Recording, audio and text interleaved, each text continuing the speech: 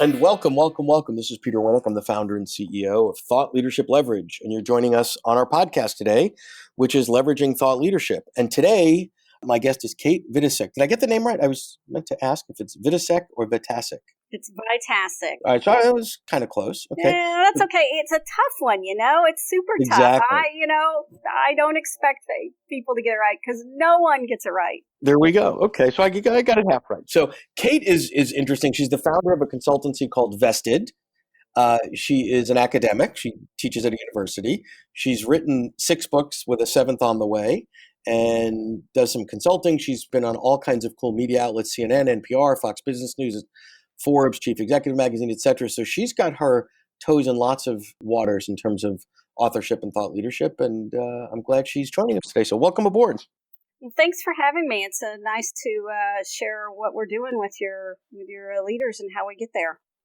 Cool. So you've got, usually from my perspective, from the work that I do, people are in one of several buckets, right? You might be on the academic side or a consultant or a business owner or whatever. You're sort of in lots of different waters, right? So you cross from academia to the business world, to the world of authorship and thought leadership. Could you paint for us a picture of sort of Planet Kate, if you will? That's a good one.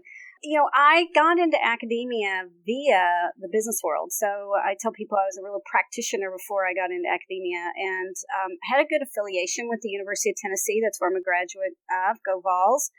And the dean reached out to me because he had a little problem. The University of Tennessee is number 1 in the world in supply chain management research, and they had a request from the United States Air Force to study really complex outsourcing deals and how you would measure these deals, how you'd, not from the contract perspective, but just how do you make these partnerships and these deals work from a business perspective. And that's how I joined the university. I really started as a research faculty working on this large research project. We had a little team and worked on that. And out of that came a book. And so then all of a sudden I was an author. So it wasn't that an author really was my grand vision, but we had such cool research. I had to take it and share it with the world. So the research then sort of drives the book, and then the research and all the things that you learned also drove you to launch Vested, which is your consulting firm, correct? That's right. And actually people I don't really think of myself as being a consultant. So yes, I have a firm. It's called Vested Outsourcing Inc. It holds all of our intellectual property. And I do show up, love to do keynotes, love to do workshops. But if it gets to be more than about 3 days, I refer folks to what we call Vested Centers of Excellence, which are people and organizations that we train. Got it. Yeah. So it's more of a train-the-trainer model. It's a train-the-trainer model. And then we uphold the quality, right? Because we want people to do a really good job crafting these vested deals. So I don't really have an army of people doing consultants. I don't want to do that. I want to really drive the thought leadership through others. So let's talk about that, because lots of people, right? So that's not a brand new business model, but like every business model, it's got its pluses and minuses. So generically speaking, I'm not saying this is your firm, pluses might be, I could scale fairly easy. I don't have to do the heavy lifting. I don't have to have an army of consultants on the bench and managing that process. And then on the downside, some of the things that are fairly common would be concerns about consistency of deliverables and quality of deliverables and managing supply with demand. So given that you've been at this a while, if you wouldn't mind, share some firsthand, sort of where you might have gotten your knee skinned and where it's worked really well for you. Yeah, it's a fantastic question. We have a lot of people that are very interested in Vested. And Vested, for those who don't know, is basically creating a really collaborative win-win agreements, typically between buyers and suppliers. So big, huge strategic deals. So there's a lot of interest in the concept, but a lot of the consulting firms have their own methodology. And they go, well, why would I going to work with the university? That's lame. Why would I want to license something with you? I have my own way of doing it. So we've actually had more traction with the end customers, buyers and suppliers. But that has actually driven the consulting firms to be interested, because they go to the consulting firms and say, I want to do a vested deal. And these consultants haven't even taken a class. I'm like, well, I'd love for you to do this, but I'm not going to license my material until you've come and learned how to do it right. So we almost had to create the demand up front for the consulting firms and the law firms to want to even be interested in. And it's a slow process. I'm not, we're in it 8 years now. First book came out in 2010, 8 years later, 9 years later, we now have 8 centers of excellence around the world. And 2 years ago, we actually got a large consulting firm, EY. And that was a big Very deal. cool. Very big deal to get a large consulting company, because before then it was boutiques who were going, wow, what you're doing is so cool. And I think the lesson that I have for others is you've got to have a good product, because why would somebody license it for you if there's not pull? So the market is actually creating that pull for the consultants to want to come back and spend money learning the methodology so they can make money on the methodology. So there's a balance of sort of top down versus bottoms up, right? So creating the demand, which is sort of the macro of the book, the getting the message out there, is creating demand, right? In one ways, and then servicing that demand. Correct. And because we've chosen not to be a full kind of consulting firm, which in the past I had a consulting firm and came from that practitioner's business, and I walked away from it.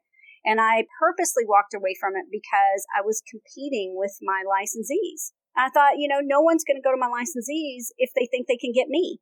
So that was something that we had to really think through. And maybe it was a bad idea, if you got folks out there who said it was a bad idea. But I think having walked away, it built a lot of credibility in the eyes of the people that we licensed to. And bigger companies like EY go, wow, I'm not going to have to compete with you. You're going to be my partner as I go to market versus my competitor. Well, I mean, and one twist I've seen on that is not that you're necessarily competing with the licensees, but that pricing differentiates that, right? So, for example, if you are the titled author on the book, you're the creator of the methodology, you're a premium price product, right? So if they want the master, they're going to pay for it, right? And then we've got this army of folks that are fluent in the process and methodology, and they're going to be market rate. They're not cheap, but they're not going to get the same premium that you would in the marketplace. Yeah, and I still work through the Centers of Excellence. So, for example, we have Navy, which is the Dutch Association for Purchasing Management, and I've gone over and participated in some of the workshops, and that drives their price up, right? But I don't want their clients to come to me, even if I'm going to be more expensive, which I am, Yeah. right? And so I say, no, I help Navy. So you want me? Absolutely, I'll show up through them. So I've really tried to be very collaborative with our centers of excellence. How many centers are there? And we have 8 centers of excellence around the world. So that's nice. Pretty cool. Okay. Yeah. And they're global. So they're in interesting places. So awesome. So again, I work with lots of folks that are exploring these options. Given that you've done 8 of them and you're doing it and it's working, right, versus it's theoretical, what are the things, if I was considering deploying this business model, so different content, doesn't really matter, right? But I've got a methodology and I want to license smart consultants around the globe to deploy it and have everybody sharing the benefits. What are the things I should be looking for in a partner? And how would I consider, what does a fair relationship look like in terms of responsibilities and dividing benefits and all that sort of stuff? Yeah, that's great. We actually put a lot of thought into that. So we have created not just a licensing or a branding contract, because that's what we started. We had a more traditional IP license with our branding partners. But I wanted to practice what we preach. We're teaching buyers and suppliers how to create these collaborative win-win relationships. So we step back. And are you familiar with the term eat your own dog food? Yes. Okay, so we said we're going to eat our own Exactly. dog food. So we had some of our centers of excellence work with us, and we co-created a contract that is vested in nature. So there's 10 contractual obligations or areas that we would look for that follow 5 rules. So our licensing agreement. I want to make sure I got this, because this is critical, I think. You used your own framework to craft it, right? So because your whole methodology is based on everybody having a vested interest in a shared vision and an outcome. So given that a long-term partnership with a licensee in Singapore, wherever it might be, would clearly fit under that. I love that you used your own framework to come up with the solution. Is that fair? It is. I love that. That is spot on. And that's what I said. I was like, why should I have a standard IP agreement with my partners when I'm teaching people not how to do that? And so a couple of years in, we really just said we wanted to eat our own dog food. And in a vested relationship, the buyer and the supplier work together to craft it. So we had a little consortium of different ones, and it wasn't just me and one, it was really a few of us that got together and said, if we're going to create the perfect win-win licensing model, what would it look like? I love that. And that was pretty cool. So that was that was really exciting. And I think how do you leverage that story into your marketing? Because you've grown a business globally based on your methodology, right? So I'm just, and maybe to you this is like glaringly obvious because this is what you do, but I'm looking at this going, wow, that's pretty cool. Like, is that a big place where you shine the spotlight or get attention from a marketing perspective, or use that in conversations with potential clients? We don't highlight it, and here's why. So you'd think we would. If people ask, I'm very transparent with that. I'm very, very transparent. Yes, we do. This is how we work, all the way down to the comp model and the win-win economics. But when we approach clients, I really like to lead with the University of Tennessee. Okay. I don't want them to think that I'm in this just to simply make money. Oh, well, you're just this person who's written some books and you have a consulting firm. I want them to realize that the concepts that we're teaching were birthed out of our research. And so everything we do leads with the university. Okay. And I really put myself at the company that I own that holds the IP. Very rarely is it talked about. It's the University of Tennessee's methodology, right? The University of Tennessee Center of Excellence.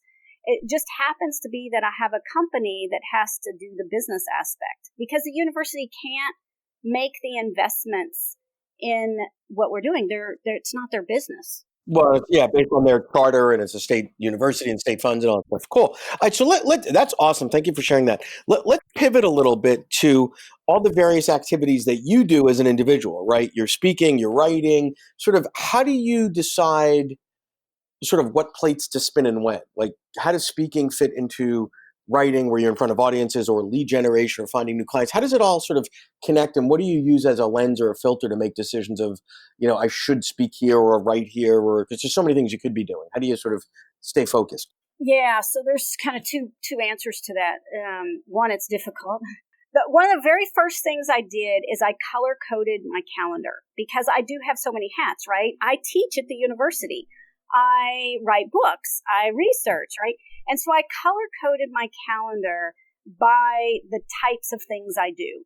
And so I can look across my calendar, and if one isn't getting enough attention, I consciously try to fill it in. So we're always trying to do new thought leadership. So, for example, this week I didn't travel, so I really wanted to spend a lot of my time and effort tidying up a new white paper that we have out that we're going to be launching, as well as a new case study. So white papers and case studies are brilliant tools for us to educate people in a non-threatening way. Very weighty, they're not a book, but they're the university publishes these white papers and case studies, so they're very legit. Sure. And it's, if you spend all your time in meetings, you never get your time for thought leadership. So by color coding my calendar, it helps me keep a balanced perspective. What are the threads, though? Just because, so I can get like a mental picture of that calendar. So thought leadership. Give me a sense of what the rainbow looks like. Yeah. So there's in kind of your terminology, I'd say new product development. So thought leadership, new stuff. Yep.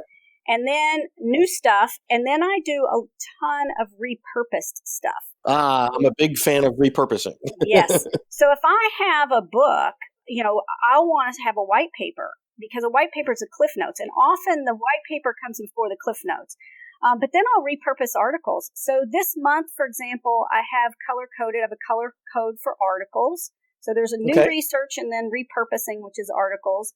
I've got 6 articles due this month for magazines. Wow. Ooh, ouch. Yeah. That's so it's a lot, right? So Contract Management Magazine, Corporate Journal for Real Estate Professionals. I have a Forbes blog. I write for Forbes, so I try to do at least one Forbes article every month that's featuring something that we're doing. So there's new stuff, repurposed stuff. There's business development, right? So I'm educating. I was just on a call today with an organization, and I'll donate my time on these biz dev calls just because they have questions. And so it's like, yes, you're interested in this. Here's what you do. You come to our classes, you go to a center of excellence. So part of it is on business development. Part of it is on where I make money, right? So keynote speeches, That's my bread and butter, is a keynote speech and a corporate workshop. And I'll do corporate workshops that are about usually less than 3 days. And then I do teaching at the university. So each one of those 6 buckets has a color. And I have to balance. I only have so much time. And so if I'm doing too much in one area, like I could go out and do tons and tons of keynote speeches and be, have a great pocketbook, but I wouldn't be feeding the machine with new stuff. Well, and then each of those elements might have some seasonality, right? There's a seasonality for when you're teaching more. The speaking business has some seasonality. So, it sounds to me like you've got your overarching strategy and then the tactics to support it. And the colors are really just a way to say, am I staying on track, right? Am I overdeveloping? Spending too much time, like you said, on speaking, which is sort of the short-term gratification of a quick paycheck versus, writing the articles, which might take longer versus, serving clients or whatever the case may be. Yeah. Now, you ask a second question and kind of embedded in there is, how do I decide when to say no? Yes. And if it's a company workshop, I tend to not say no because then I know that they're really, really interested. They want to dig down. They usually come to my classes. They're wanting a private dig down session. But when it comes to giving talks, I get bombarded with people wanting me to give a talk. Okay. And I do give some free speeches. Maybe that's right or wrong. But I kind of look at these attributes. So if it's a really amazing audience that has a super high potential to adopt what we're doing, if it's a nonprofit, if it's a for-profit, probably not getting a free speech, right? So I try to do, to do 4 or 5 free speeches a year because I don't want, if it's a great nonprofit organization with a good audience, I want to support that, right? We're in the business of learning. And then if you're a for-profit and you're doing a client event because you want to entertain your clients about the art and practice of win-win deals, you're probably getting charged a lot. So. Yep. So this has been great. I just want to start to wrap up here because I think I want to just recap. There's been a lot here around how you have scaled your business through eating your own dog food, which I think is awesome, and B, having it aligned to what you want and don't want. So you walked away from a consulting practice, so you wouldn't want to build another one that had some of the same attributes or traits or whatever that you weren't fond of. So you found a great business model to scale globally.